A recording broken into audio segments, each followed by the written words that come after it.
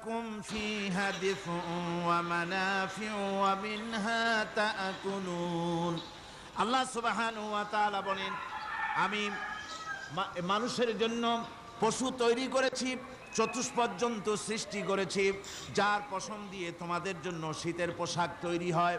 আপনারা যে এই যে চাদর গায়ে দেন, কম্বল গায়ে দেন, এগুলো কার পশম?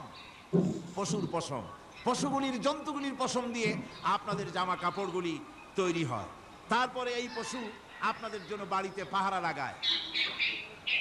আল্লাহ পাক বলছেন, এছাড়া এই পশুগুলি আমি এমন নিয়ামত দান করেছি, সমুদ্রের ভিতরে, জমিনের উপরে, মাটির তলায়, আবার আকাশের উপরে, জমিনের উপরে বিচরণশীল জীবগুলিও তোমার জন্য তৈরি করেছি।